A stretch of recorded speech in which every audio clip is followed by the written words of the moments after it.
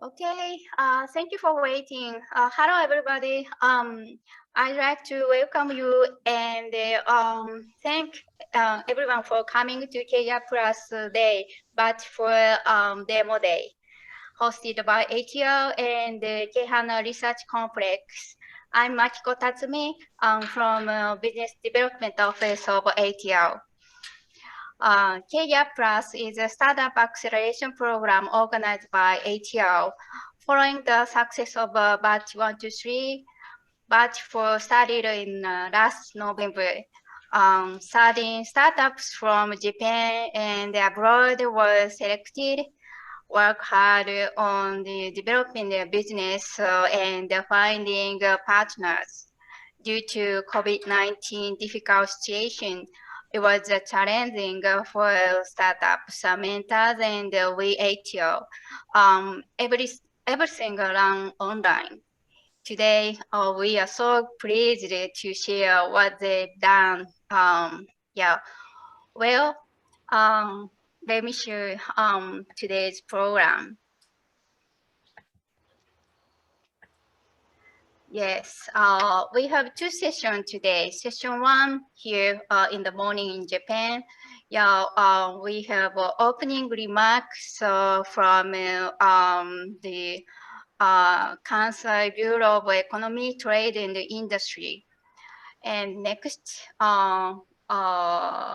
we introduce KGAP Plus program. And then we welcome Mr. Murato, Akiyango co-founder and managing director, Entrepreneurs Roundtable Accelerator from New York City. About, he's presenting about New York City ecosystem expansion business to New York City. And then our great startups do pitch from North America and Japan. And today, we invite you winners of Batch 3 Award from Canada and Japan for Session 1. And then also the special guest from Shinagawa Business Club, Kamikagu. That is a Session 1 program. Okay. Yeah. This event is co-hosted many organizations, Israel Innovation Authority, National Research Council Canada, the Confederation Indian Industries, and the Entrepreneurs Roundtable Accelerator. They are our global partners. And also Ministry Economic Trade and Industry, Keizai Sangyo Sho, and JETRO. Yeah, and also this program is conducted by as a RBC project supported by METI and JETRO. We are collaborating with Kyoto Prefecture, Kyoto City, Osaka Prefecture, Osaka City, Hyogo Prefecture, and Kobe City. That is the first great collaboration in the Kansai area startup ecosystem. Okay, and also there are many co-host organizations, collaborative organizations, Hack Osaka, Osaka Innovation Hub, and Osaka Kyoto governmental organization, and the embassies, and our great mentors organization. Thank you so much. All right, yes, let's get started. First, yes, please welcome Mr. Noboru Aoki, Director General, International Affairs Department, Kansai Bureau of Economy. Please. Good morning, everyone. I'm Noboru Aoki, Director General of the International Affairs Department of the Kansai Bureau of Economy, Trade and Industry. It is a great honor to make remarks at KGAP Plus Batch 4 Demo Day on behalf of METI Kansai. First of all, I would like to thank Dr. Suzuki, Executive Vice President of ATR, and everyone at ATR, and the Kehan Research Complex project for organizing this event, the KGAP plus Batch 4 Demo Day. In addition, I would like to express my sincere appreciation to the 13 startup companies selected from Canada, Finland, India, Israel, the United States, and Japan, which have participated in the KGAP plus Batch 4 program. My gratitude also goes to Kyoto Prefecture, Kyoto City, Osaka Prefecture, Osaka City, Hyogo Prefecture, Kobe City, JETRO, other support organizations, and all other people involved who have devoted themselves to providing matching and mentoring opportunities over the past 3 months. Furthermore, I have heard that despite this difficult COVID-19 situation, today's Demo Day event is being participated in online by many companies and support organizations that are interested in working together and collaborating with startup companies. We are very pleased and sincerely grateful for your interest in doing business here in Kansai. The KGAP plus Batch 4 Demo Day is held as a part of a Regional Business Conference project, so-called RBC project. The RBC projects have been promoted since 2018 by the Ministry of Economy, Trade and Industry, METI, in collaboration with JETRO, with the aim of strategically attracting foreign companies to Japan by highlighting regional characteristics.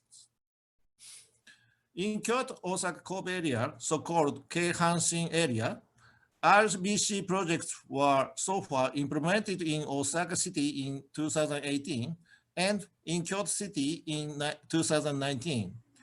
These efforts have already achieved good results in the form of collaborations between overseas startup companies and Japanese companies. Such examples include the entry of an overseas accelerator into Japan and a signing of the MOU with the overseas venture support company. The Keihanshin area has the advantage and strength of having many biohealthcare and IT startups. In July last year, the area was selected as a global startup city by the Japanese Cabinet Office to compete with the world top ecosystems. Since then, various efforts have been made to develop an attractive environment for overseas startup companies. Against this background, this project planned by the Keihanshin area was selected as one of this year's RBC projects. Now, I would like to introduce our efforts for open innovation and increasing foreign investment to Japan. In July 2020, the Kansai Bureau of Economy, Trade and Industry established a platform for partnership among public organizations in Kansai for supporting business matching, which is called Kansai Kyosou no Mori. In this platform, our bureau and 7 independent public R&D agencies in Kansai come together to provide business matching for research and development organizations and the industry, which are aiming to solve social issues. With this initiative, we have just laid the foundation for setting up innovation creation bases in Kansai. Meanwhile, in order to promote Kansai as an attractive region for foreign companies, Our bureau is disseminating information around the world about its excellent investment environment in Kansai. Such efforts include a booklet that we have created in Invest Japan, Invest Kansai, for the promotion of Invest in Japan. METI will also strongly support the investment of overseas companies into Japan in cooperation with local governments in the Keihanshin area and JETRO. By all means, I'd like you to seriously consider investment into this attractive Keihanshin area. Well, here, please let me take this opportunity to introduce new METI initiative. As one of the support for startup ecosystem, METI and JETRO will launch Japan Innovation Bridge, so-called J-Bridge. J-Bridge is an open innovation business platform supported by METI and JETRO to promote connections, cooperation, and collaboration among Japanese and overseas startups in 6 priority fields, including mobility, smart cities, and healthcare. METI and JETRO will hold an online event for introducing J-Bridge on February 24th, where Ministry of Economy, Trade, and Industry Hiroshi Kajiyama and JETRO Chairman Nobuhiko Sasaki will make opening remarks, and there will be also some presentations on open innovation by an overseas government and a Japanese company, followed by panel discussion among the representatives from Japanese and overseas innovation ecosystems. If you are interested in the event, please visit JETRO website and easily find an application form by using keyword JBridge. And please submit your registration.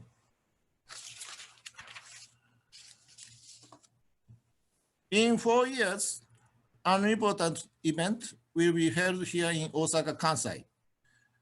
The Osaka Kansai Expo, which will be held in 2025, is themed Designing Future Society for Our Lives. The event aims not only to show exhibits, but also to co-create future society by offering a venture for demonstrating cutting-edge technologies. Lastly, I would like to conclude my remarks in the hope that research and development results of startups will bear fruit and be widely disseminated throughout the world as we move towards the opening of the expo. Thank you for your attention. Thank you very much, Mr. Aoki. We are so happy. We are so happy and excited to boost the Kansai area startup ecosystem together. Okay, next we introduce our program. Yeah, presenter is Mr. Dr. Hiroyuki Suzuki, Executive Vice President and Head of Business Development Office of ATL.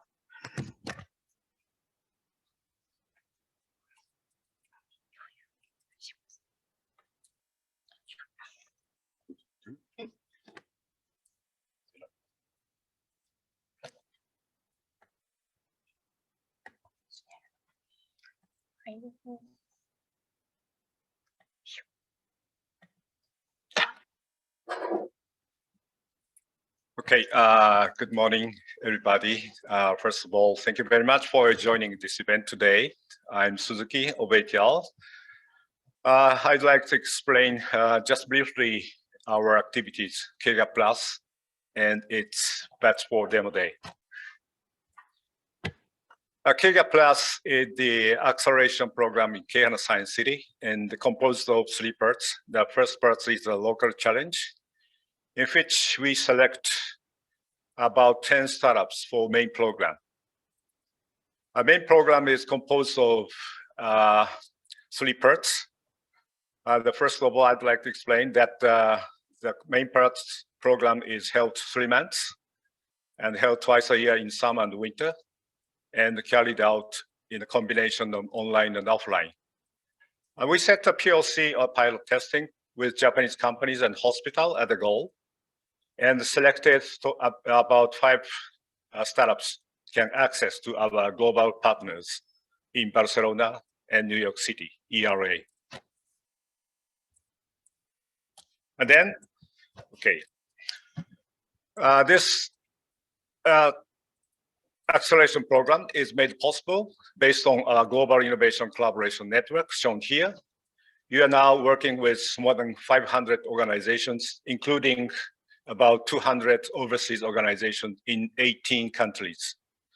We set our core partners in Barcelona, Israel, India, Canada, and New York, ERA.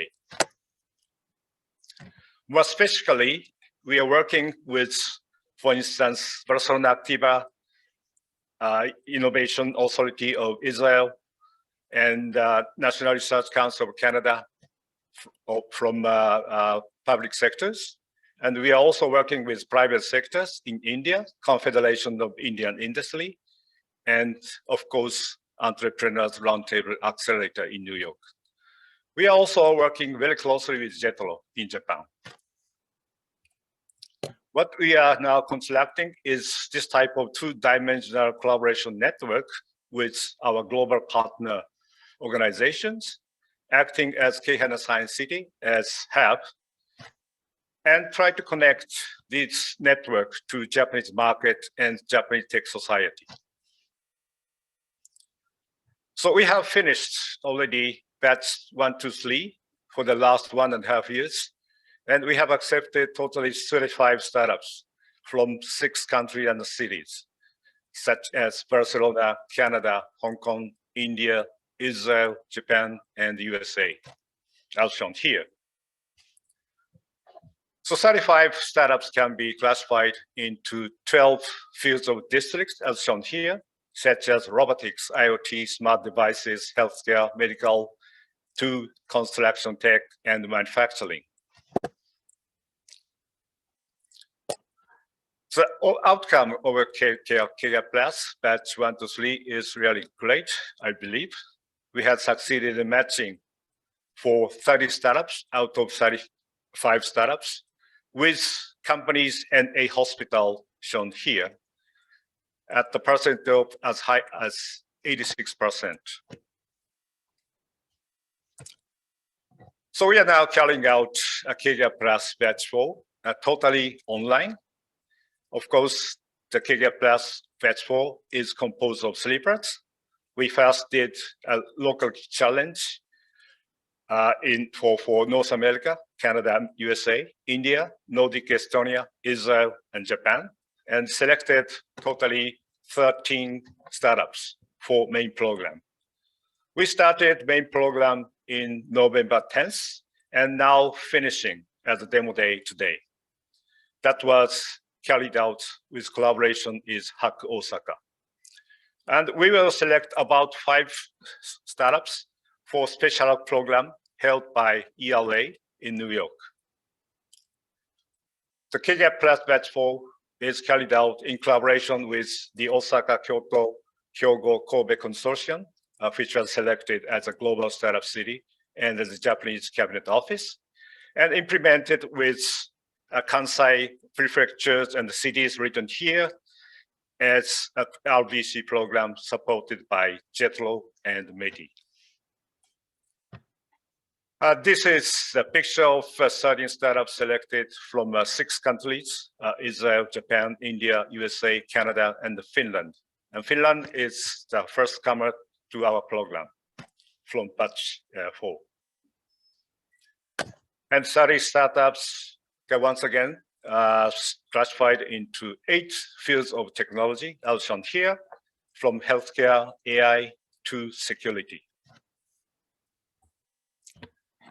Batch 4 was carried out based on our management team coming from all ATL, and also great mentors coming from various sectors in financial sectors such as the jet law and the local governments and industries and the law firms and other sectors, investors.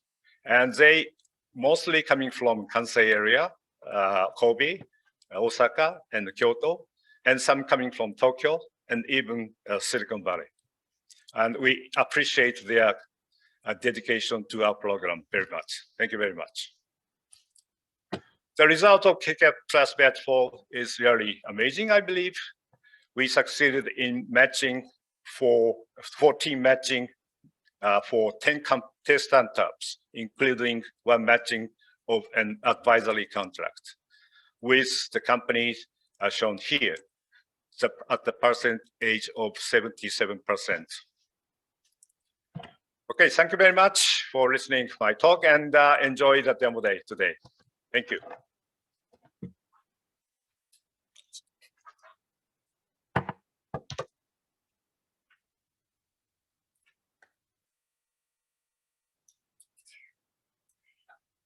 Yeah, thank you very much, Dr. Suzuki. All right. Next, we will have a talk from New York City. Good evening, Mr. Murato Akiangle. Thank you very much for joining. Here, おはようございます。And New York, こんばんは。Sumo-san, おはようございます。I will share my screen. Yeah, please. Yeah. So Murata-san is presenting about New York City ecosystem. Yeah, he's a co-founder and a managing director of Entrepreneur Roundtable Accelerator, ERA, our great partner. All right, please start. Dear Tatsumi-san, thank you so much for the very kind introduction. Before I get started, I would like to point out to your amazing accomplishments in building a global partnership. So big congratulations to Suzuki-san, you, Tatsumi-san, Nakajima-san, and Fujimoto-san. You have built a truly amazing global structure and program. So big congratulations. We are all very proud to be your partner with you working on this. So today, I would like to briefly talk about what happened in 2020. So mainly, 2020 was a record-breaking year. The record number of investments with $156 billion of VC money invested in the US, with $290 billion worth of exits and liquidity. And investors, institutional investors like VC funds in the US have raised $73 billion. So these were not the numbers that everybody expected. Most of the VC money invested in the US went to later stage rounds, later stage companies, and they went to existing portfolio companies for VC funds. There were fewer deals, but larger round sizes. And then early stage saw less investments and a drop. But the biggest worry in 2020 was, is there going to be liquidity? Are there going to be exits and acquisitions and IPOs? And now we have SPACs. But currently, we have massive liquidity in the US market. And the outlook for 2021 is very, very positive because all the liquidity will end up back in VC funds and angel investors' accounts. So all that money will go back to startups. So I would like to introduce what we do. We are the most active early stage VC funds in New York City, and we also run the largest accelerator program. We invested in 226 startups since 2011. And our portfolio so far have raised more than $1 billion. They are worth around $4 billion, and we are currently running our 20th class. And actually, one of our portfolio companies is going public in the next couple of months at $1 billion+ valuation as well. So we run 2 programs a year. We invest $100,000 in each company. And we have a very strong support network for our investments.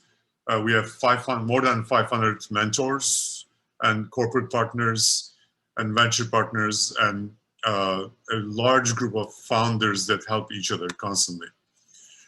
So this big network ends up helping our startups with everything from technology, marketing, sales, fundraising. So our mentors come from very large corporations, very successful companies. And in the process, we ended up investing in companies from around the world. Around 10% of our portfolio, more than 25 companies, come from other countries. So this actually made us realize there is huge potential globally, and we should invest in companies from anywhere in the world. So we started ERA Global in 2015 to run no equity programs in New York City to help successful global companies enter the US market. We've run so far 22 programs, and we helped around 128 global companies enter the US market.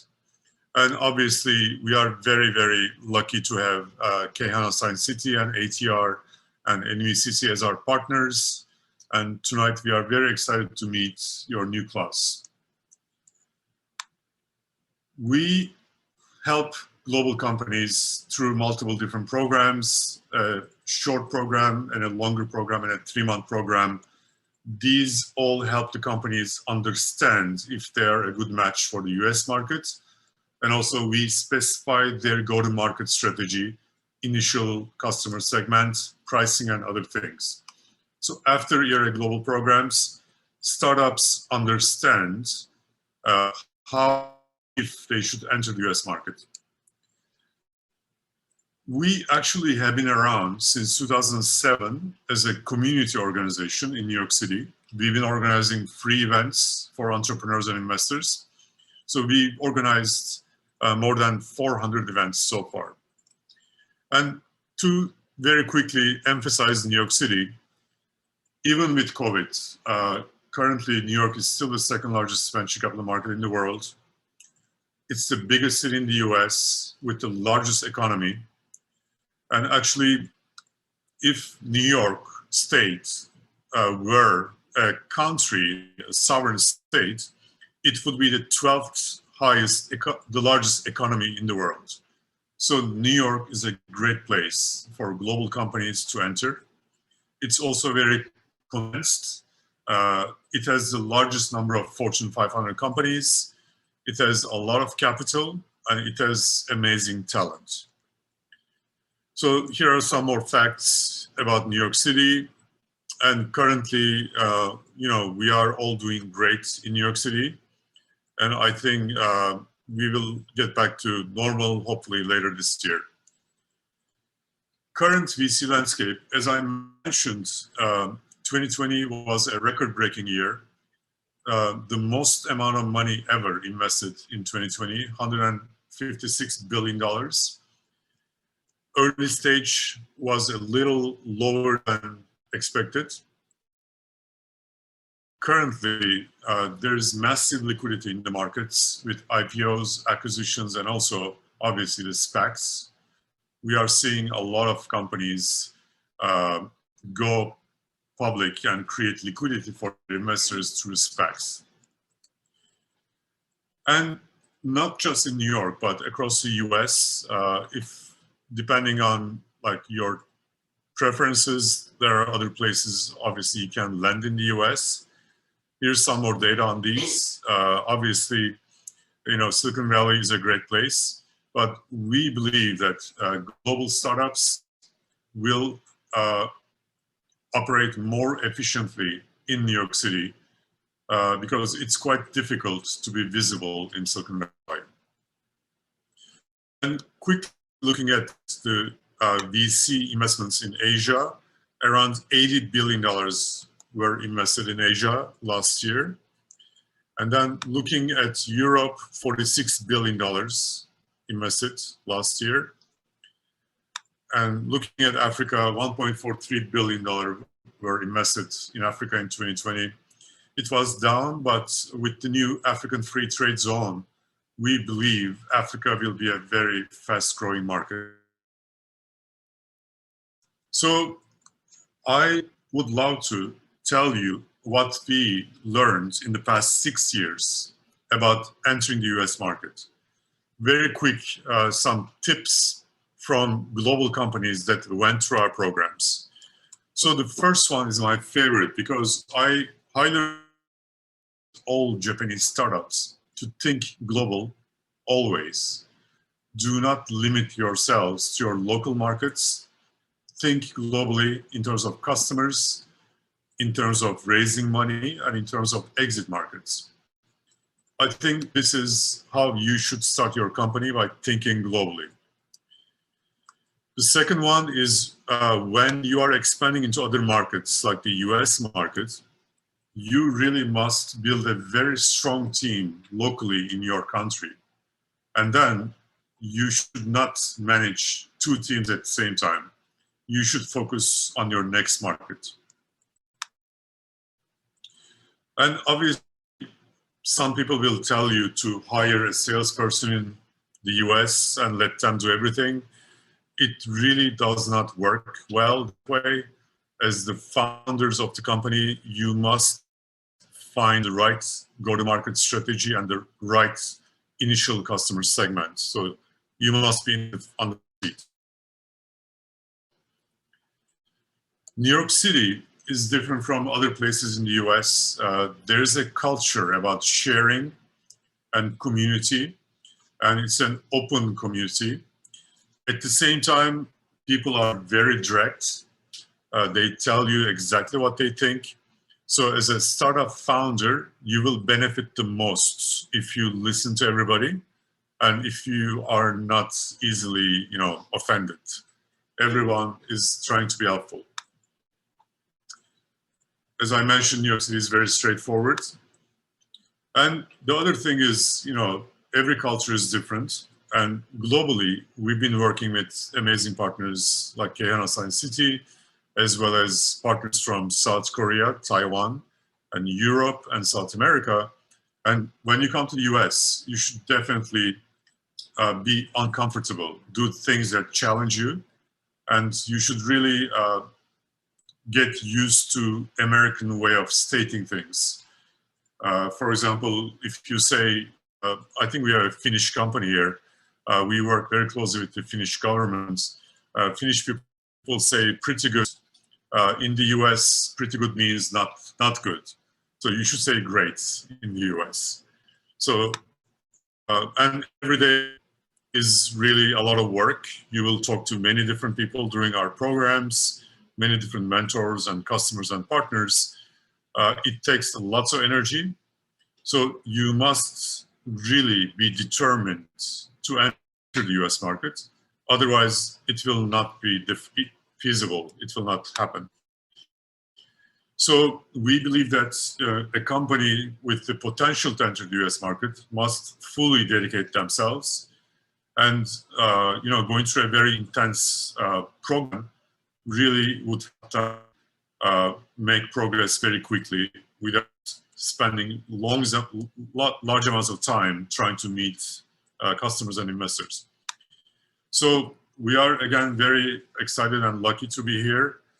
Thank you for inviting us, and I'm very much looking forward to seeing all the presentations from startups. Thank you again. Thank you so much. Very great presentation, and we are looking for the collaboration with you with the Batch 4 companies.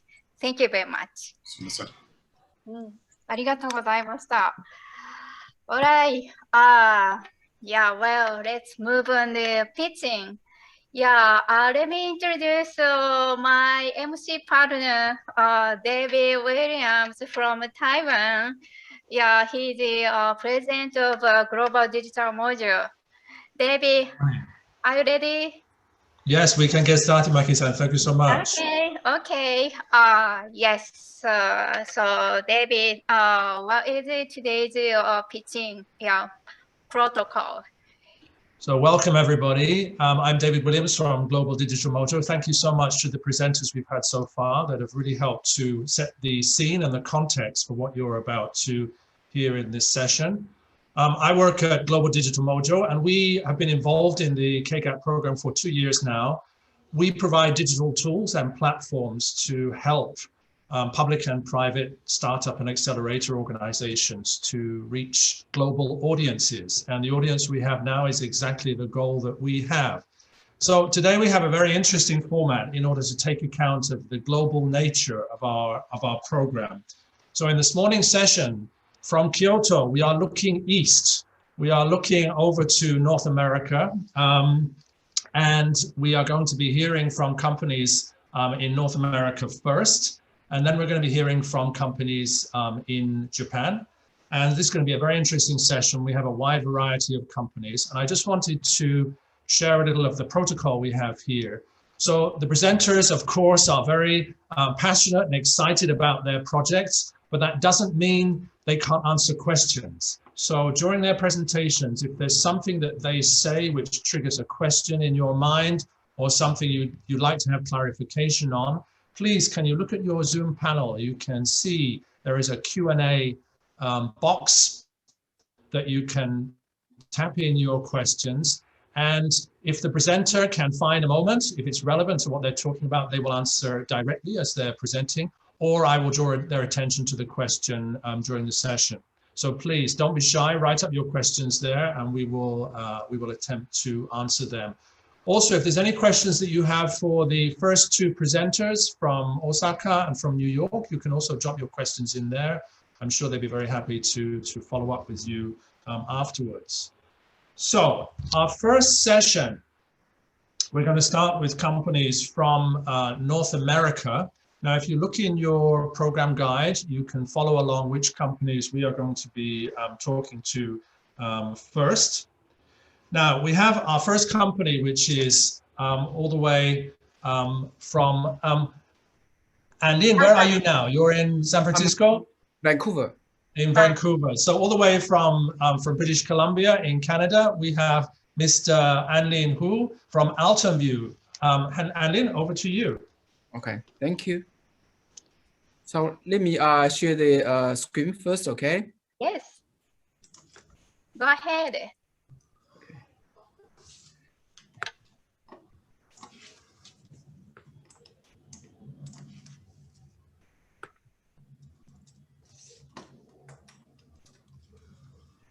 Okay, ladies and gentlemen, I feel very happy to have a chance to introduce our company and our AI devices to all the attendants here. My name is Anlin Hu. I'm the vice president of this company. Our company was founded in 2016 here in Vancouver. Most of our employees are PhD holders. Our expertise are in artificial intelligence and algorithm development, and we developing apps, cloud, and everything, even hardware by ourselves. Till today, we have developed a lot of SDKs for drone, for face recognition, for security cameras, and recently, in the end of last year, we have developed the early cancer, lung cancer diagnosis algorithm. Today, I just want to introduce our key product. It's called a Centennial Smart Activity Sensor. As I'm holding now, this is the first generation. This is just like big as an apple, and this low profile one, just under development, will be finished and supposed to be released to the market in the second quarter of this year, in June, I think. So it's comprised of 3 parts: the sensor itself, and the cloud and app. So you can see in the here, the right corner, the upper corner, you can see a sticker figure over there. Actually, let me move this away. And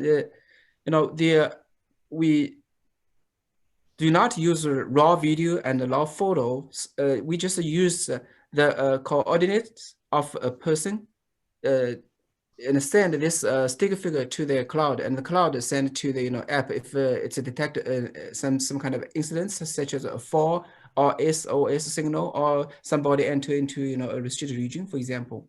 So this can be very helpful for to preserve privacy. It can be used in any kind of scenario, such as in bathroom or in bedroom, where normal traditional security camera cannot be used. This is the scenario we used here, for example, it's a fall is detected, then the sensor will issue in a signal to a cloud. The cloud will send alert to app. So anybody who loaded with our app have an account and they can see this. We do not have a limit on the numbers of users.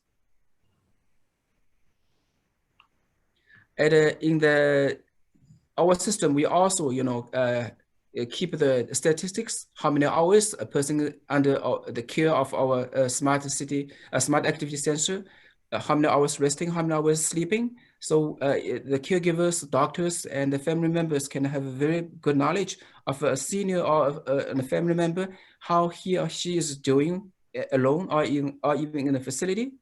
And also in the long run, you can see how his, for example, gait is changed or not. From here, you can make a judgment. Is he is she necessary to see a doctor? And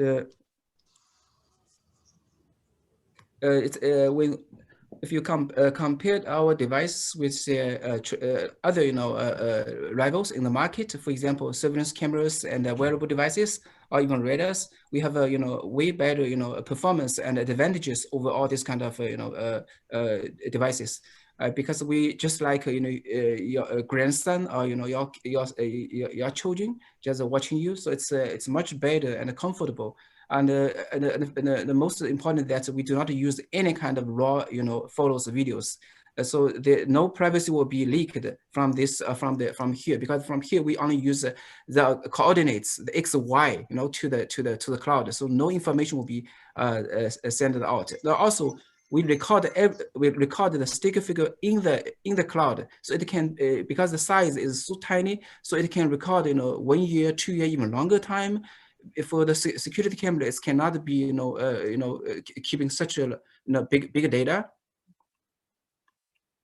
And in the last year, we intended we were invited to attend the Nikkei AI Summit. I made a speech, and we were reported by Nikkei Shimbun on October 21st. And we recently, in the end of last year, in December, we were elected as CES 2021 Innovation Awards. And also we were frequently reported by Chinese CCTV. This is a station with about 1.2 billion views. Thank you very much for your listening. Wonderful. Thank you so much, Lin. That's a very interesting presentation. And we have a question here. Is it possible to collect health data from analysis of video images? Can you see that question? Let me see. David, please read it. Read for Lin. Yeah, please. Yes. Is it possible to collect health data from the analysis of video images? If it becomes possible to collect health data without using a wearable device, I think the scope of your services will expand more. So it's a question and a comment for you, and in the first part, is it possible to collect health data with video? Let me tell you what we are doing. Currently, we are cooperating with hospitals and research centers here in Canada. So we try to do the prediction of, for example, the dementia, or any kind of a serious illness. So, for example, we recorded, the gates, as I told you. We will keep a long, for example, a year, maybe 2 years data, so the doctor can check, because we have a bigger data to training our system. So in future, we will use this one to predict this kind of disease. Thank you. Wonderful. Thank you for that Thank question. you. I just actually have one question.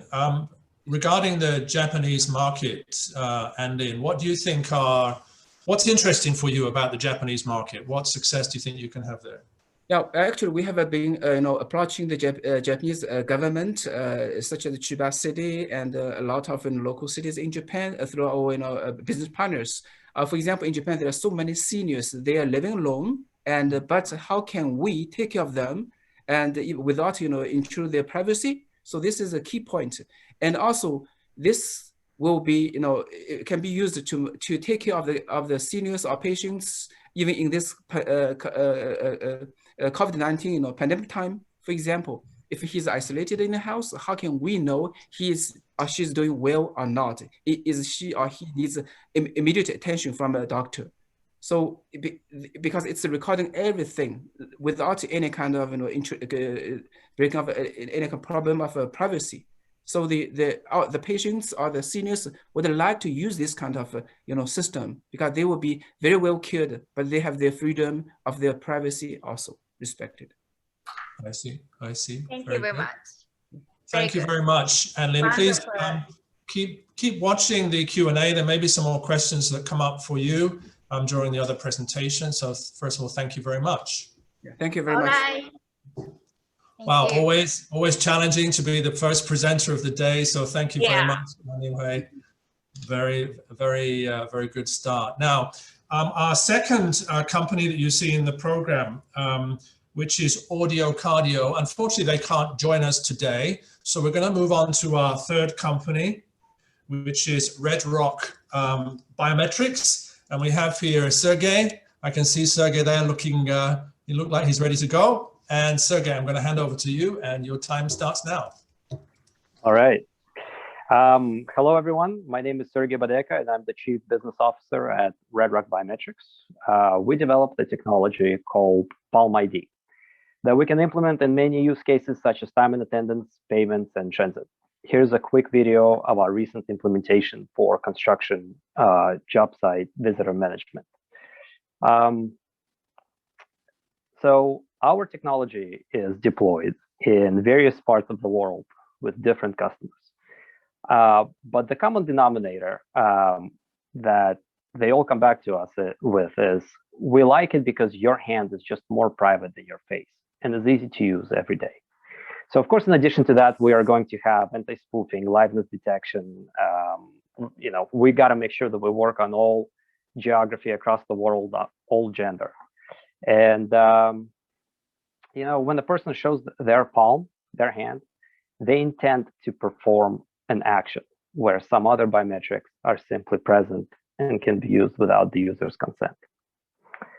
When we compare Palm ID against other modalities, we easily win on price, as we don't need special scanners and can work on your native devices that already have cameras. From a security standpoint, your palm print is kind of like looking at 50 fingerprints. And in case you do have a fancy device with an infrared camera, in addition to your regular camera, then we can add a subdermal palm vein pattern to your palm print. So this way, it's sort of like doing two authentications, two match events at once, all seamless to the user. As you can imagine, we compete against face biometrics, which we still cannot live without, as we have passports and driver's licenses with our photos that need to be compared to real life. But when it comes to daily usage, do you really want to scan your face every time you want to do something? I'm sure you're familiar with, or you might be familiar with Palm Secure by Fujitsu.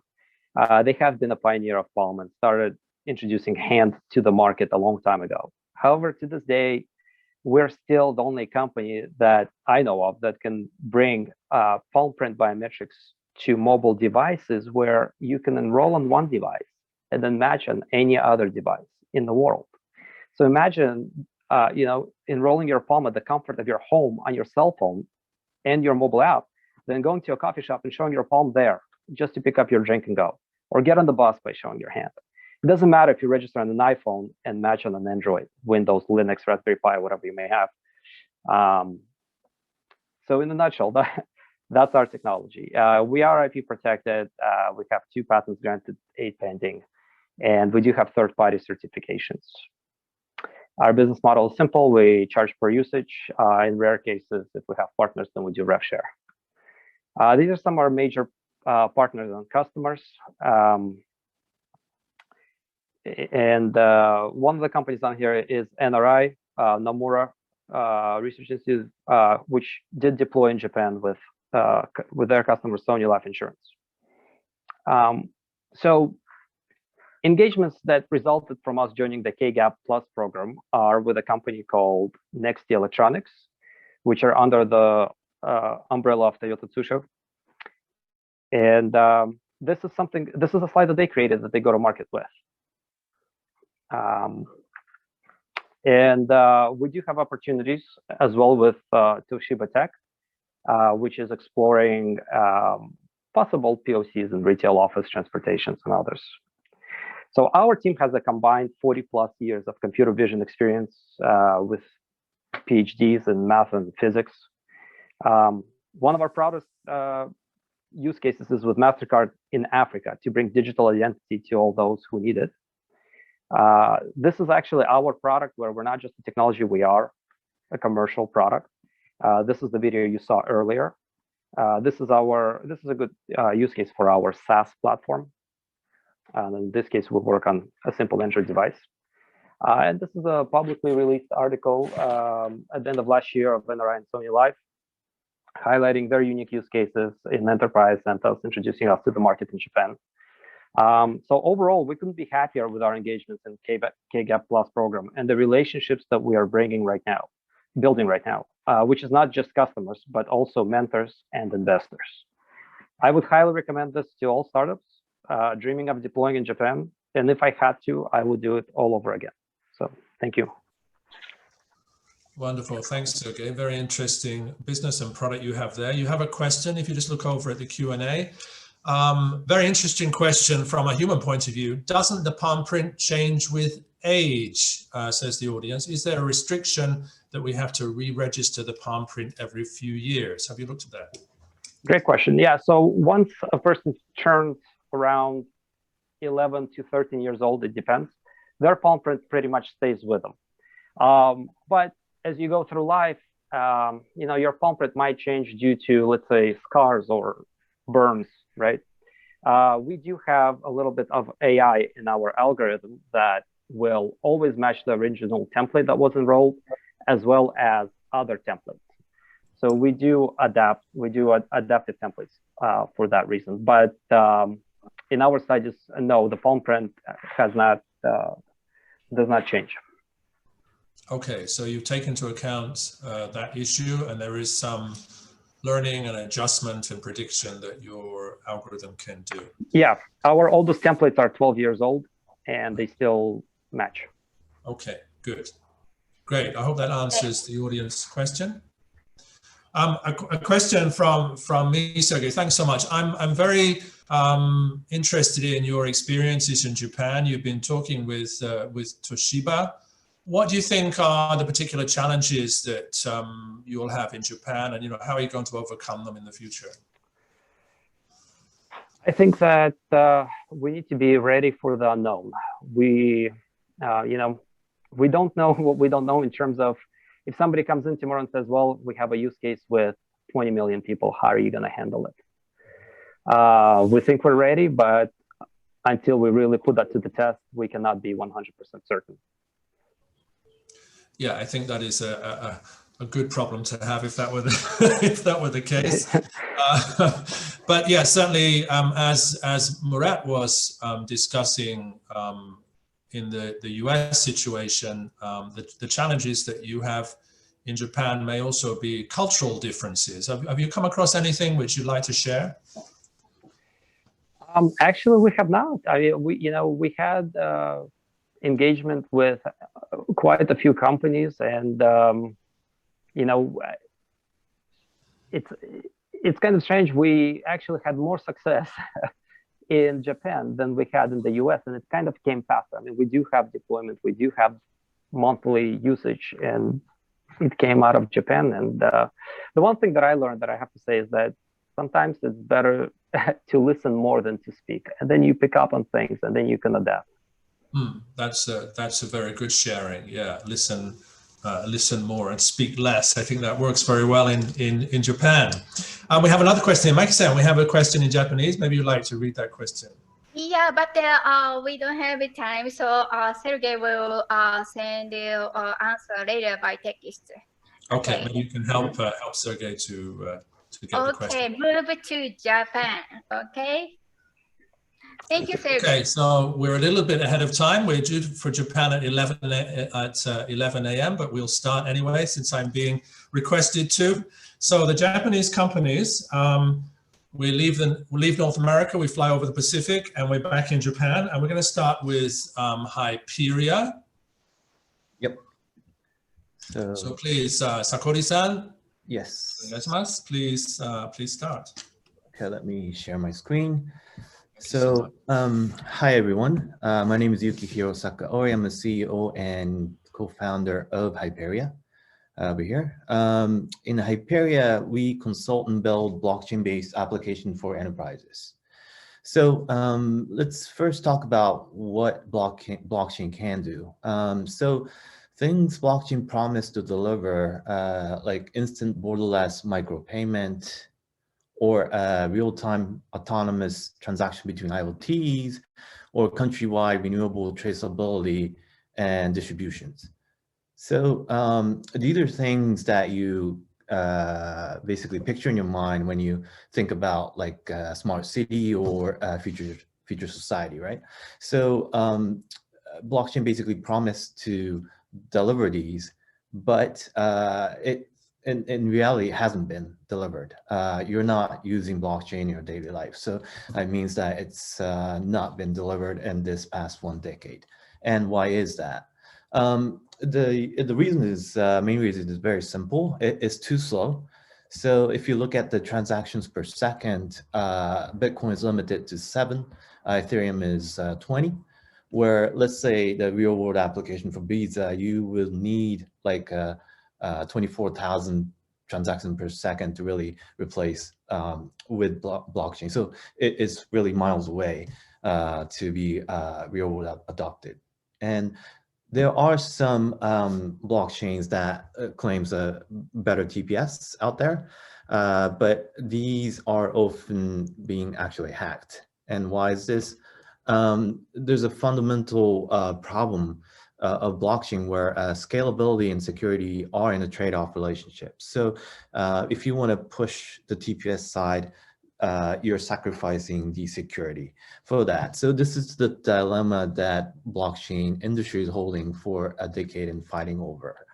So, and believe it or not, over here in a very small island of Japan, we, Hyperia, invented a new blockchain called Rhea, which actually reconciles the scalability and security. So we basically solved the exact issue that I explained, which is a trade-off situation. So if you look at this chart, we place ourselves over here with a number of over 30K transactions per second, 0.4 second finality with no single point of failure. So we are as secured as something like Bitcoin or Ethereum, while giving a much higher scalability than the other blockchains. So this is Rhea that we're building. And we're not like really saying this, we didn't just build it yesterday with some random guy. Our CTO, Kenta Iwasaki, is well-known blockchain engineer. He just won a Theo Fellowship. That was the first for Japanese to award, following the path of Vitalik, the Ethereum inventor, who also awarded in 2014 or 15. So he first invented his own blockchain in 2017, which raised over 60 mil in the market. And partnered with world's largest business organization, which is International Chamber of Commerce, and other like Trafigura or Noble, to study blockchain. And then in 2019, him and I basically co-founded Hyperia to really upgrade the wavelet to Raya. And ever since then, we have been building blockchain use cases, application for Japanese corporates and governments. So these are all of our use cases that we've been done in this 1.5 years.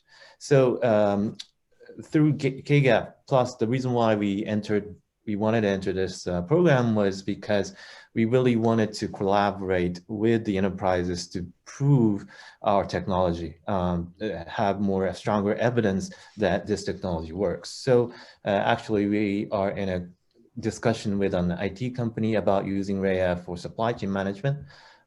This was through Mr. Shield, one of the mentor. And we're also discussing with a construction company about using Raya for smart city, as this was introduced by Mr. Nakajima. We also had a brainstorm session about overall business model with Mr. Kiran and UTech, and also a discussion on the legality of digital tokens, Mr. Yoshi and Anderson Mori.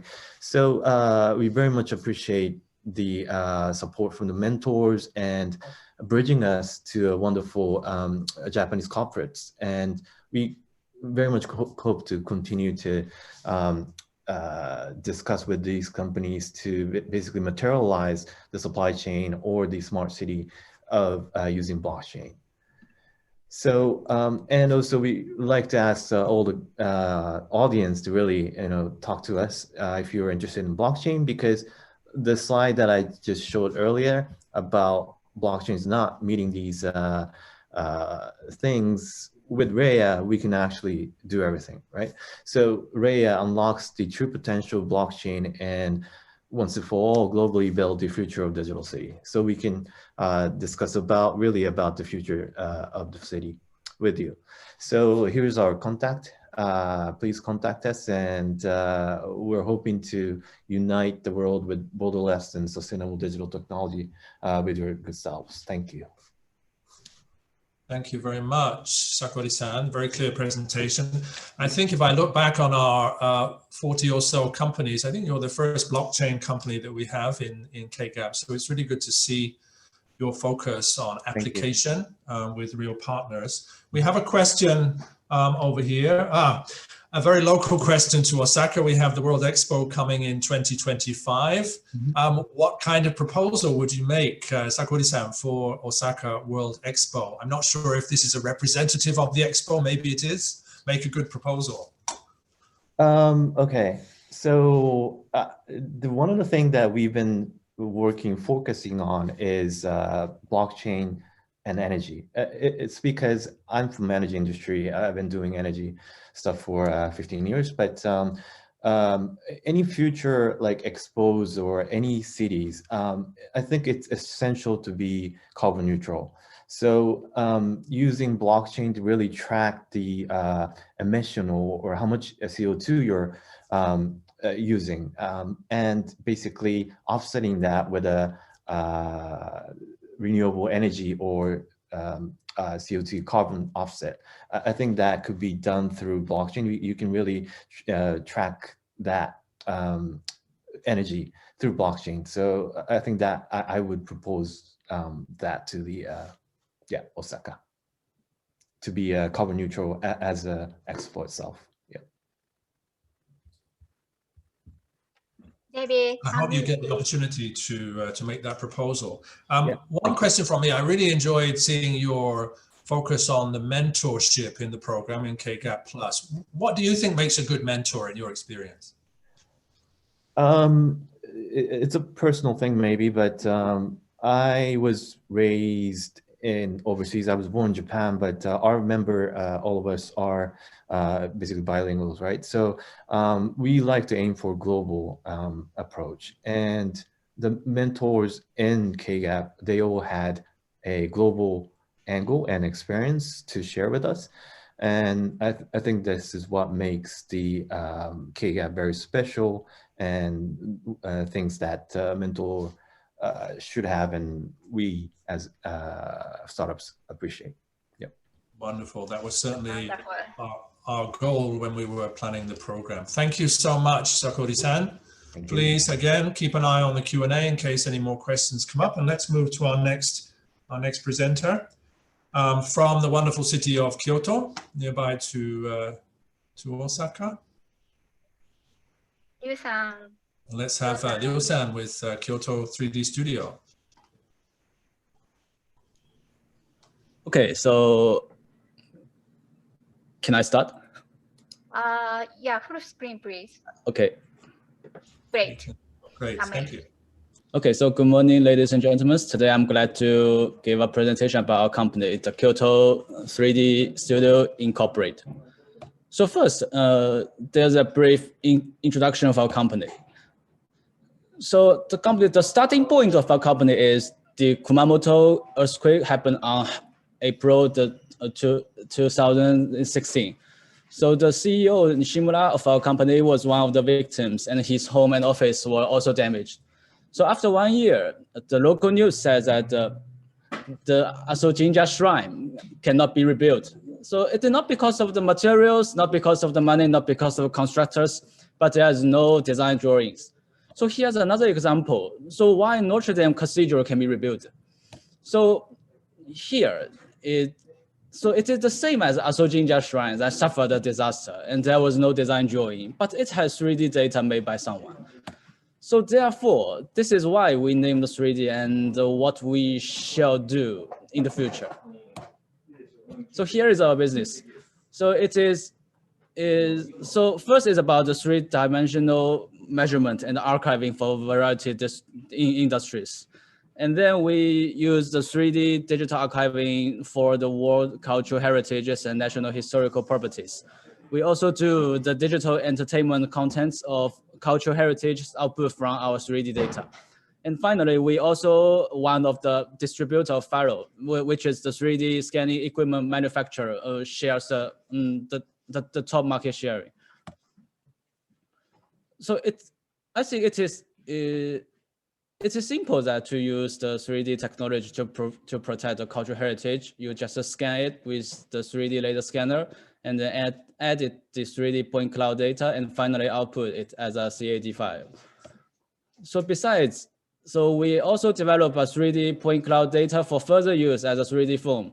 So here is an example of the Daigoji Temple in Kyoto. So the strength of the 3D point cloud film is that it can be made from any angle you want. So not use a drone and not use computer graphics. And so for tourism and education, people can view the places that are not allowed to enter. So you can also see we can view the Daigoji Temple from the sky, but not with a drone. So next is about the achievement we made during the KGAP Plus. So we are aware that we have just focused on the tangible cultural heritage so far. So what about the intangible one? So this time, fortunately, we got the opportunity to cooperate with JTB Corporation and Kawamura No in Kyoto. So we try to make the digital contents with world intangible cultural heritage, the No. So we have made many contents about No in the last 3 months, and here I will introduce 4 of them. So the first is the point cloud data film that you can see is about the secret on the No stage that we rarely have chance to see it.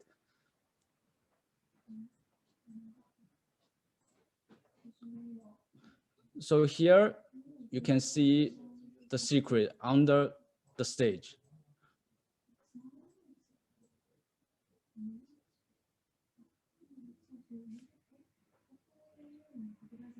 Okay, so second is about manga. Manga is also a typical culture of Japan. So we try to use manga to make No easier to understand. So this is an example of the manga animation.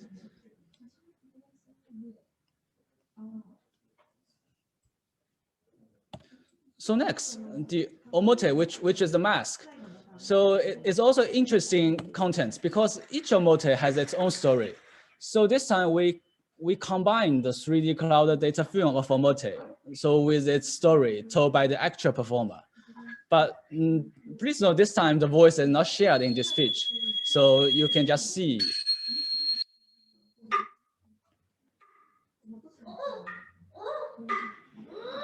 So all of these are made by our 3D scanning technology. So finally, so we try to simulate the first person view of the performer, so while wearing a omote. So here you can see the view is very narrow when no is being performed. So here, if you can use a VR goggles and a smartphone, and you just put the smartphone into the goggle and you can fully experience it.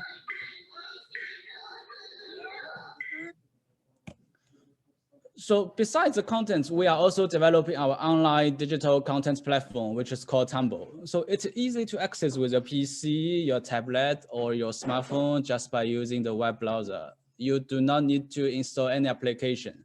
So VR mode is also supported on this platform. So it is still under construction, so we plan to open it in this spring. So finally, it's about our future plan.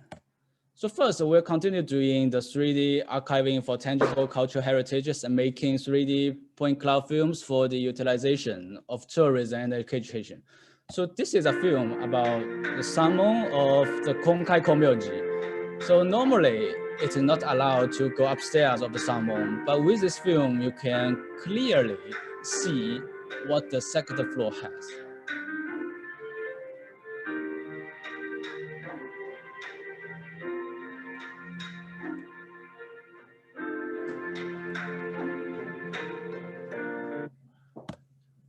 So next is about our Tumble plan. So we will continue making digital contents and share them on our Tumble platform. But also we sincerely welcome all companies who wish to share their digital archives online so that they can join our Tumble platform. And also we are now making the multilingual versions and to promote the Tumble to the whole world. So here is our request. So what we request is, maybe it's your idea with creativity to use the 3D technology as an area of cultural heritages or not, or your recommendation for anyone who has the demands for the 3D digital archiving, or your cooperation on developing 3D digital archiving and other 3D technologies, and also your partnership to make the contents of Tumble and promote it together. So that's all. Okay, Liu Zhen, thank you so much for the presentation. Wonderful to see some familiar locations in Kyoto. Thank you. If you just glance over to the Q&A, you have a question Okay. from the audience. The collaboration between AR and VR, that's augmented reality and virtual reality, and animation is interesting. Do you have any plans to expand the theme beyond cultural properties? Yes, of course. But you know, here the problem is, so how to make connection with such beyond cultural properties? You know, maybe there is a lot of marketing demand. So, but for just only us, so we cannot fully expand. So what the marketing needs located. So here, just as I requested, so we want, so as others, so the ideas or the recommendations. Yes. Okay, thank you. A question from me, Liu Zhen, is regarding the business model. It Yes. seems that your business is very focused on place, Yes. very focused on using the Faro equipment. What's your plan for growing the business, for scaling the business? Yes, so we are now so planning so we will mainly focus on the Tumble. So I think the Faro, the 3D scanner is just a technology. So what we can put the technology to a service. So what we can put technology to money. So yes, maybe it's not good. It's not good. But how to transform the technology to the money is the next business model. So we think we can use the Tumble. So now it's free. It's free to access. But in the future, so we can just put some the payment system or the other things to the Tumble. So it can be made as you know like the Amazon Prime, like the Netflix, like such. So this is our future plan for our business model, I think. Got it. Thank you. We have a question in Japanese. Maki, do you want to take that? Sure. So recent question. Do you have the interest to the in working with the agency for cultural affairs in Japan, Bunkacho? Do you have? Yes, of course. We are glad to cooperate with such the government organization, which is, I think it is a good way to if you work with them, we can get much easier to connect to such cultural heritages, I think. Right. All right. Very good. Are you interested, another question here, sorry, Liu Zhen. Are you interested in virtual factory tour, a kind of historical heritage? For example, here in Taiwan, we have a lot of old Japanese factories that are being converted into tourism locations. Yes. Yes, of course. So we just not want to focus on such cultural heritage like shrines or temples. We also want to expand our the virtual tour for other things, other things or other industries, of course. Very good. Well, I think we have some interest in your product and service in the audience, and maybe we can follow up some of those questions after. Thank you so much, Liu Zhen. Let's move on to our next presenter and our next company. Il faut parler français parce que le nom de cette boîte, c'est Lapin, which is a French word meaning rabbit. We have Kubo-san. Yeah. Kubo-san, onegaishimasu. Okay. Hello, everyone. Okara Sustainable and Nutritious Food Development Project. Why did we choose to use Okara? Hello, my name is Eric Kubo. I'm here to talk about our Okara business. We have been running a bakery in Osaka for 22 years, and we have focused our direction towards healthier products and eco-friendly efforts. We have been making energy bars and biscuits that use a Japanese traditional food, okara.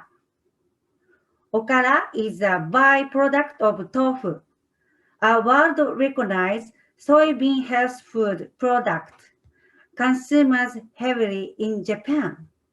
It's a wonderful and nutritional food that is rich in protein, dietary fiber, low in sugar and carbohydrate. Food loss and waste is a big problem in the world today and is a growing issue. Every year, 2,000 metric tons of okara is wasted in Japan.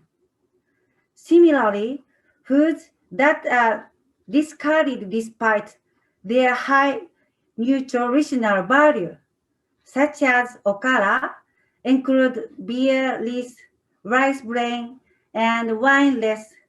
If we utilize those waste products, we can make delicious energy bars and biscuits. We have succeeded in making everything nutritious while being mindful of food waste and the environment. Our okara brand, we created a brand called Okara. Okara plus Karada. Karada means English body, equal Okarada. Okarada has 4 commitments. 1, gluten-free, no flour. 2, natural raw materials, no baking powder is used. 3, specially designed packages made of eco-friendly paper. 4, the most important, it's delicious. Our efforts in the last 3 months. Next, let me explain what we've done in the program. I had a meeting with company A and B, and they are very interested in our product. They continue to support us. I made the proposal IBIC, an organic bento company in Kyoto, to make that low carbs dairy using okara powder. To sell our product overseas, Jetro gave many advice to us. Great reviews from customers. We have had many interviews and tasting of okara bar and biscuits over the past 3 months. And everyone liked it more than I expected and sent us great reviews. Above all, those messages resonated with us and makes us feel like the 4 years of hardship was worth it. Our object in the future, we'd like to verify successful case such as the American Energy Bar brand, Quick Bar, and Be Kind Nut Bar. Manufacture and sell okara bar and biscuit in New York, which is the center of the world economy and that heat a healthy lifestyle. We would like to grow as a healthy bar brand from Japan. We are absolutely confident in the deliciousness of our unique recipes, which we have repeatedly prototyped. We want to make our product enjoyable for customers around the world while reducing carbon dioxide emissions. That is my sustainable business. Anyway, now I'm looking for a business partner. Please contact us. Thank you for your time. Thank you very much. Thank you very much. Thank you so much, Kubo-san. Hi. Wonderful. It's too bad that we are in an online situation. If we're all together, we could sample your products. Thank you so much. I wish I want to sell to Taiwan. Yes. So, Kubo-san, everybody is hungry before lunch. So we have, in order to take our mind off hunger, we have some questions here. Yeah. Maxa, would you like to take the first question, please? Yes. Me? Oh, so in order to grow your business, you need to get human resources and equipment. From an investment view, what do you need to invest in first? Invest, yes, in New York. Yes, I want to make in New York, so I don't have money, so yeah, I need to invest at New York, and yeah, that's it. Yeah. Well, that's a shout out to you. All right. Yeah. Yes. Thank you very much. Thank you so much. Thank you very much. So that concludes our session from batch 4 companies. Oh, we just had a question here that jumped in, Victoria. Maybe we can take this question. Kubo-san, can you just take a question here? Are your bars vegan as well? Of course, yes. We already done without flour. Yes, gluten-free and vegan. We have here, yes. Oh, please, yes. please don't show too much food. The follow-up question, more from the business point of view, Kubo-san. Natural Lawson, have you spoken with Lawson Company about maybe distributing to them? I haven't yet. maybe this is an opportunity. Oh, okay. Thank you. Yes. In Taiwan also could be an Oh, opportunity. really? Thank you very much. Yes. Right. I like Taiwan too. Yes. Great. We can talk later. Yeah, thank you. Okay. Thank you so much, Kuba-san. I think we will move on there. So as I say, that was our set of presentations from Japan and North America for batch 4, and congratulations on those companies for completing our 4th batch. Wonderful to see their work. Now, for those of you who don't know about batch 3, we've invited some of the batch 3 companies, in fact, the winners of batch 3, to come back and share with us their company. Now, there won't be any Q&A for these presentations, but I'm sure if you have a question, you can tap it into the screen and we can pass the questions to the companies and they can answer directly. So we're going to get into our first company, which is Iwasaki-san. Yeah. Would you like to? Intel Flare from Japan. Thank you. Hi. Yeah. Mayuka, Hi. go ahead. Okay.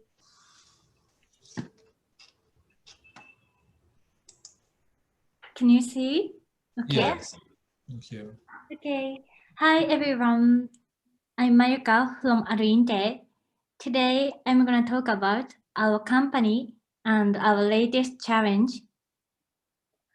We are a Japanese IT company, and our head office is in Kyoto. And we are cooperating with many retail companies in Japan. So now I'm going to talk about our 3 business areas. First, analysis. Using location data, we can analyze indoor and outdoor movement. Second, advertising. Using fast location data, we can deliver advertising directly. Third, retail media DMP. So here is our in-house developed AI beacon. Smartphone only accessing the Wi-Fi, we can analyze and estimate this device, analyze and estimate how many people come to the store and how often people come to the store and how long people stay in the store. So now I'm going to talk about more detail. Using AI beacon, we can analyze visitors' attribution. And using GPS data, we can analyze visitors' residence distribution and workplace distribution. And also, we can analyze how many people come to the own store and how many people go to the competitor stores. So second, advertising using location data. We collect location data by AI beacon and GPS. And using AI beacon data and GPS data, we can deliver advertising for SNS like LINE, Instagram, Facebook, and so on. And third, retail media DMP. We are cooperating with Tsuha and we developed Tsuha DSP. Through this DSP, Tsuha and Arinte get data revenue. And finally, I'm going to talk about our latest challenge in KGAP. Thanks to KGAP project, we are cooperating with Kinsho Store. Kinsho is Japanese huge local supermarket.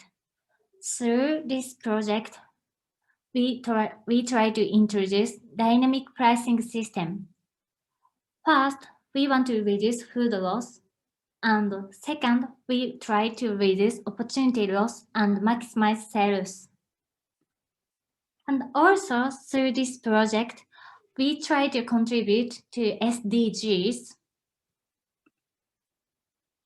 And This is our dynamic pricing process. Combining Kinsho Store post data and AI beacon data, this is add-in AI beacon data, and causal data. Mixing these three data, we made forecast demand, and using forecast demand, we tried to appropriate discount rate and discount time.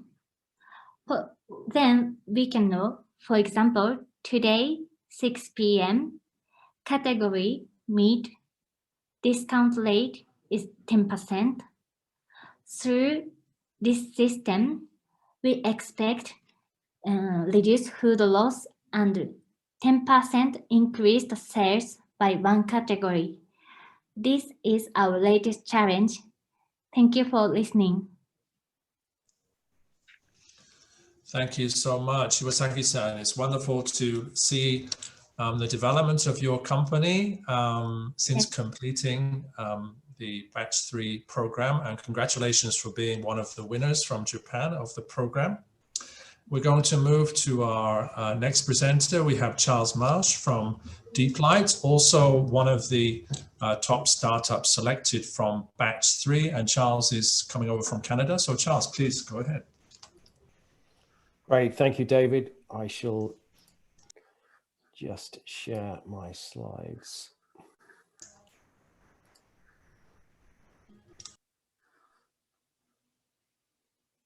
Let me just, sorry, let me try that again.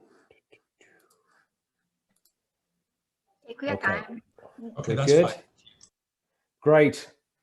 Well, it's a real pleasure to be back. Hajime mashite, and thank you again to everyone organized and part of KGAP to invite DeepLight to present.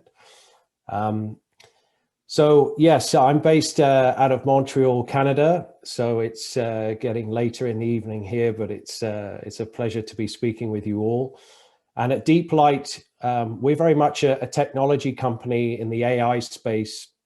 And as the company suggests, we're very much focused on deep learning in the world of AI. And our mission as a company, as far as Japan is concerned, is really to enable as many meaningful AI applications as possible that will bring value to people, to things, and to systems. And the way we're doing this is through the software that we've developed, that we've incorporated our own sort of unique AI and IP to basically make these types of applications smaller, faster, and more energy efficient, specifically for edge-based devices. We can also improve things from a data center and cloud perspective, but our main focus is on enabling these types of applications for a multitude of different edge devices. And you can see here, this ranges for everything from autonomous vehicles all the way through to a broad scope of IoT type devices. Now, in the world of deep learning and AI, specifically from a sort of a video, audio, image perspective, you have lots of different types of applications, you know, facial recognition now, person detection, image classification. But the challenge with lots of these types of applications as models is that they are very large, they're power hungry. And when you're trying to run them on hardware and compute that's very limited, it's a real challenge. And companies with AI teams are running into roadblocks to get these applications to run on this low powered compute. And so that's why DeepLight has developed its unique software engine. And we've developed this software to automate the process, make it as easy to use as possible. And it's particularly geared towards software engineers, again, AI specialists, data scientists, because it's available on premise. And the benefits of that is that you can actually take care of data privacy and security by not having to share models in the cloud or your data. You can actually run this on premise. And it's really as simple as taking your trained model, inputting that into our software, and basically setting different constraints. And one of the absolute key ones is protecting the accuracy of your model. So you can actually preserve the accuracy model by specifying what that acceptable loss is whilst we optimize the model through our software. And what that does is enable all sorts of different types of applications to then run on the edge-based devices. Because basically we can compress these types of models and run these on the different types of hardware. So you can see the different sizes of models here, how we've compressed them through our deep light neutrino software engine, protected the accuracy of the model, and then actually got these to run on the low power, low cost compute. And we're very proud of what we achieved through the KGAP program as well. And special thanks to Nick Ushio-san, who has been great in collaborating with DeepLight. And we engaged with a company called Architect to test and run a couple of models on their hardware, person and mask detection. We've also been working closely with a company called Technos Data Science Engineering, so TDSE, who are working with us to leverage our software for different types of AI computer vision models to run on edge devices. And this has also created a lot of traction for us in the Japanese market with different companies as well. Some are very confidential, but they cover different types of applications like visual inspection in manufacturing, anomaly detection type applications, and pick and go in retail. And particularly with Architect, just to give you an example of the type of model that we ran on their hardware, and we're still engaged in this process as we speak, but we compressed a model 91.5x to run on their hardware with less than 1% accuracy. And that's basically our specialty.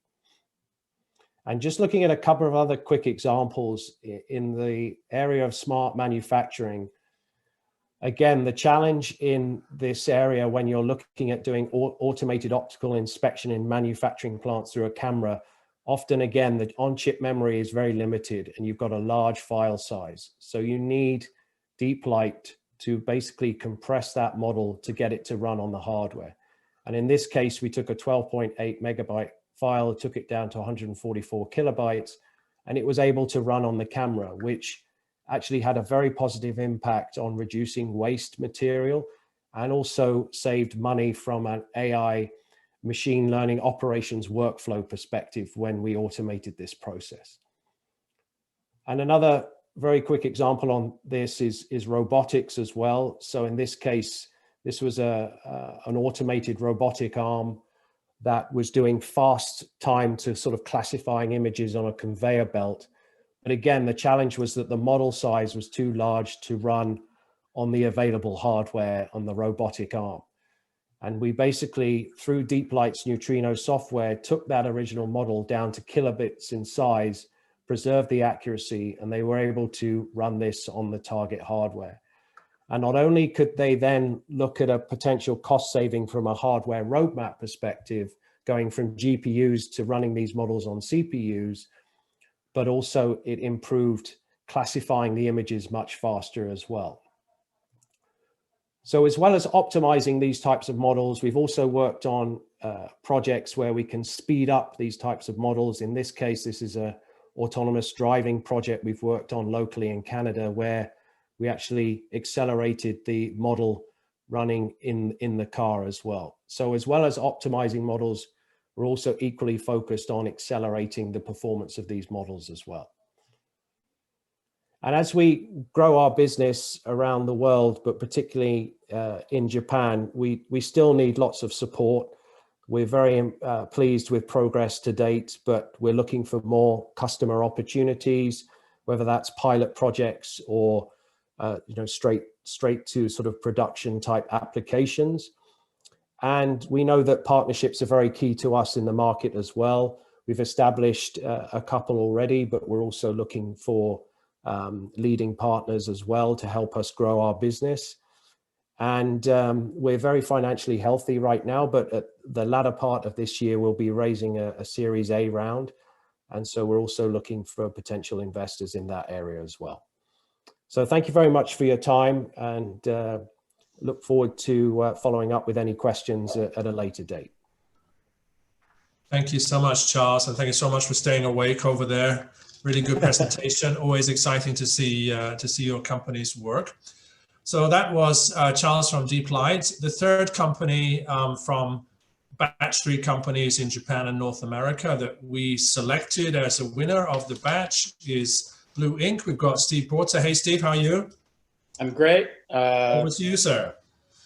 Thank you very much. I'm Steve Borza. I'm the CEO of Blue Ink here in Ottawa, Canada. We're currently digging out from a snowstorm, and I am missing the third period of the hockey game. So I hope you appreciate my sacrifice. That's a Canadian joke.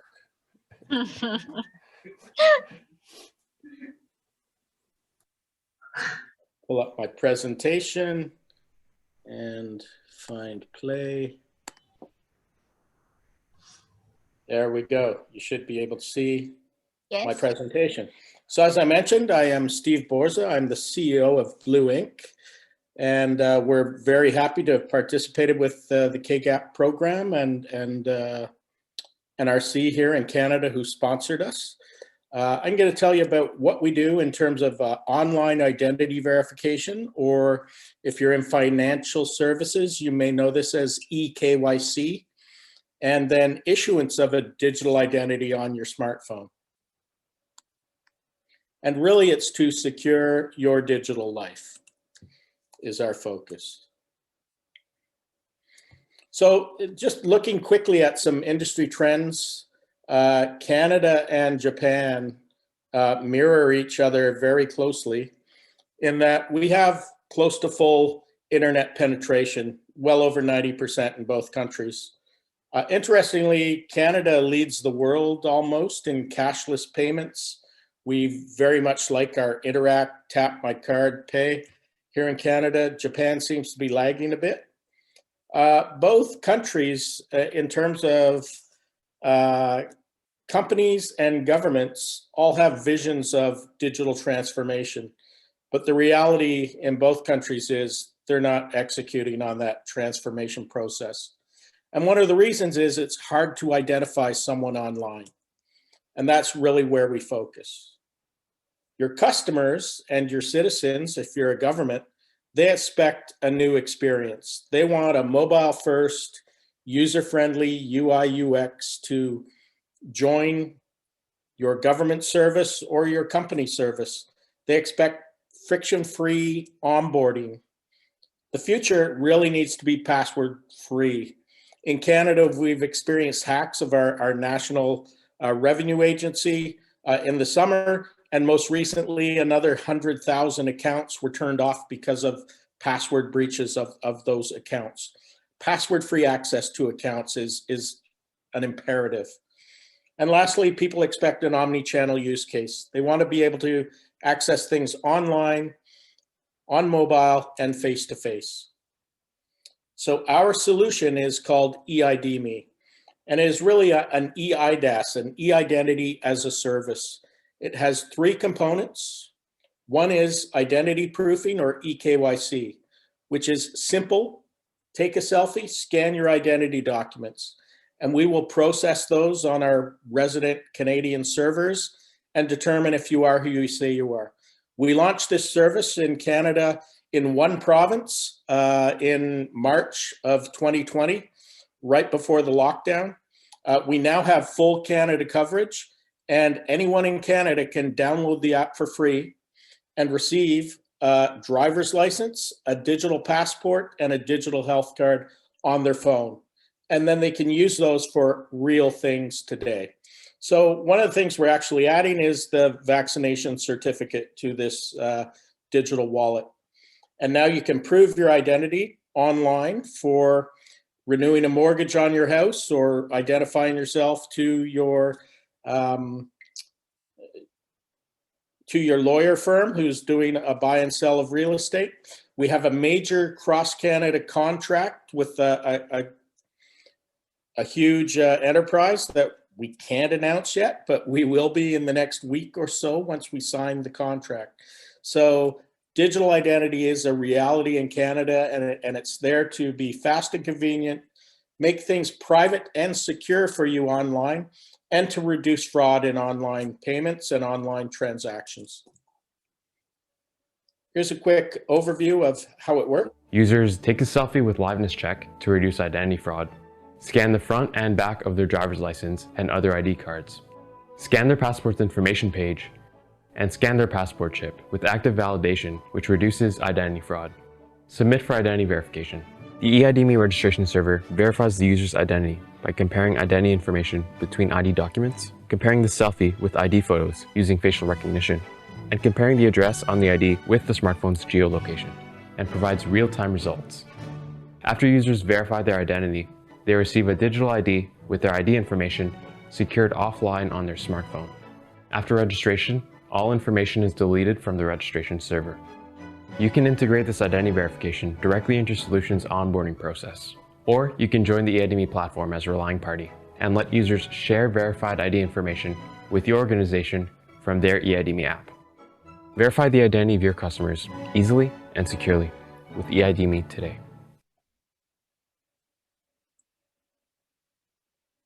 So what are our differentiators? You may have seen this type of technology around. Some of the differentiators are, we are doing everything on your smartphone that is possible. So we are scanning your identity documents. We are doing liveness detection of your selfie on your smartphone. We are not pushing everything to a cloud service and analyzing those images there, or even worse, pushing those images to third parties or to humans who are looking at your identity credentials in a low-cost country and maybe stealing identity information. We do give you better security in that this is a decentralized identity solution. The only place your digital wallet and your personal information exists is on your smartphone, never in the cloud. We can reduce fraud using the 3D face and liveness detection that's in our app, scanning of passports using the International Civil Aviation Authority public key database, and then issuing digital documents into ISO and ICAO formats means you will have global operability of these digital identity credentials in your wallet in the future as things roll out. So since we first participated in the program, we've been really focused on Canada. We've been very busy following up with governments who need this service.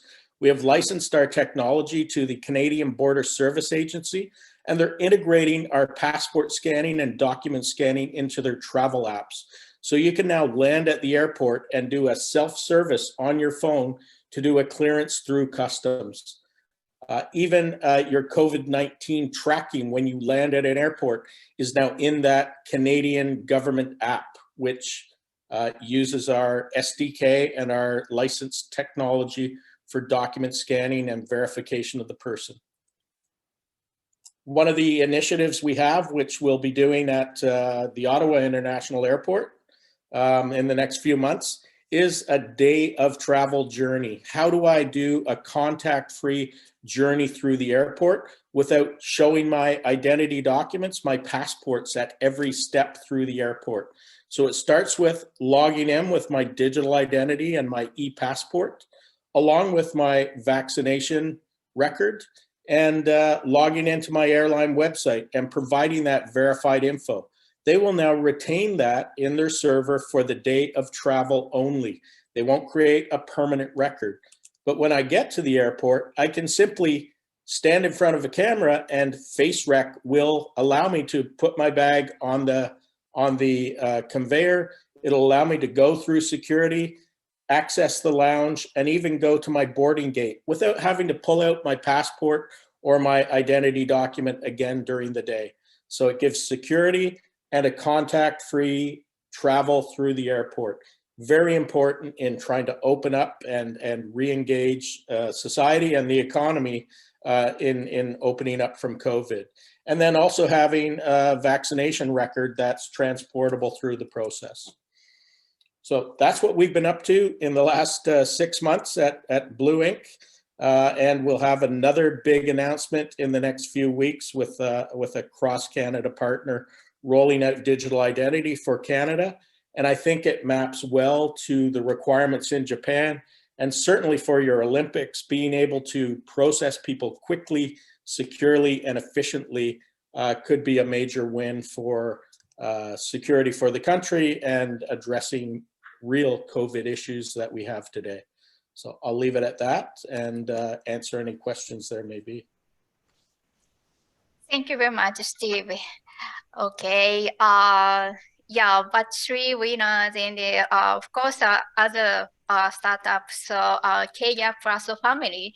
So audience can contact these startups anytime through the ATL. So please feel free to contact ATL the Business Development Office to collaborate with them. We will happy to connect them. All right, so David, last startup. Yeah, please introduce. Thank you, Mikey. We are very happy to meet different startup communities around the Kansai region, and we're very happy to invite a special guest to today's presentation. This company, Kamikagu, is the winner of the Shinagawa Business Club 11th Business Creation Contest, and we're very happy to have them to join us and share their wonderful products. And if you have any questions, the Q&A is open, and we'll have some time for Q&A during or after their presentation. So I'd like to invite the presenter to come on. Ueda-san. Ueda-san. Hello. Ueda-san. Thank you very much. Please, can you open your presentation? Thank you. Very good. Thank you so much. Okay. Let's start. Hello, I'm Kota Ueda from Kamikagu. Our team members are 4 Todai students majoring in furniture, machinery, and other fields. Kami means paper, Kagu means furniture, and we are making cardboard furniture. We try to solve furniture problems of university students by cardboard furniture. I'm a student living in Tokyo. My room is very small. Also, I cannot afford to buy expensive furniture because I am so busy for studying that I don't have enough time for part-time job. So when I search side tables, my requirements are like this. Then I searched on the internet. This looks good, but it didn't satisfy my requirements. This one neither. Then I checked the size and the prices of them all. It was a tiring task, and only 2 pieces left.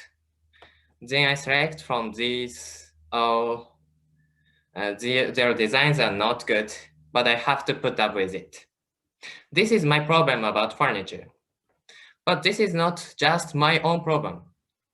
According to the interview, it turned out that students living alone in Tokyo feel the same. Also, in New York, students share very small rooms. How much is the rent for such a small room? $800. Furthermore, tuition is awfully heavy burden of their budget. They pay $5,000 for 1 month and can spend only a few % freely. They have to minimize the outgo for furniture. In addition, there is another social problem with furniture. Only 0.3% of furniture will be recycled in New York. It is said that recycle rate in Japan is as low as that in New York. To summarize, university students in Tokyo and New York have the problem in common. It's difficult to find furniture that suits size, price, and design they want. Socially, disposal of furniture has environmental problem. We are going to solve the problem with this cardboard furniture. First, I talk about our service. From our sales page already open, users can select the product and enter its sizes in centimeters. Our site enter the size as ordered, then an image of the furniture will be produced. Then, only by 2 clicks, the cutting data for each board is automatically created. And put this data into the laser processing machine, and it will cut the board. It can cut parts and curves accurately and beautifully. Box up the cut parts and deliver to the user. Finally, insert all the parts into the guides, and beautiful furniture is ready. Through our technology, we can design these complicated shapes. And cardboard is almost 100% recyclable material. Our furniture is far more environmentally friendly. And we have already manufactured such new furniture and sold service products. I have been sitting down on this stool. But we will not just a furniture maker. We are going to construct our unique recycling system. Make furniture from cardboard, sell them, then we collect used furniture and cardboard. Recycle, make more boards by ourselves. Then make furniture again. By this, we can make our furniture water resistant and colorful by processing the board and offer sustainable lifestyle which circulates cardboard. We have already started to make a prototype like this. Kosei, our mechanical engineer, is leading this project. We have already fixed the environment for this project, got through budget, made a connection for cooperation.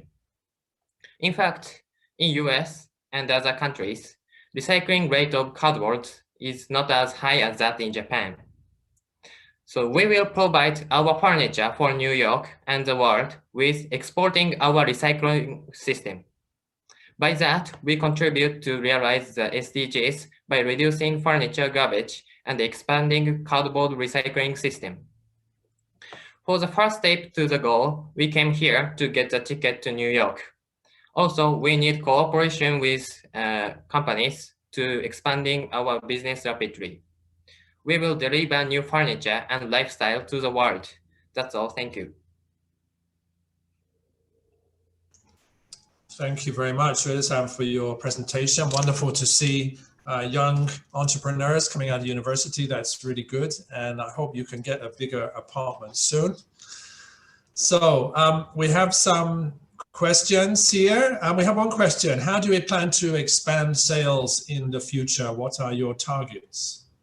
Yes, our first target is university students in Tokyo. And we use 2 ways for approach.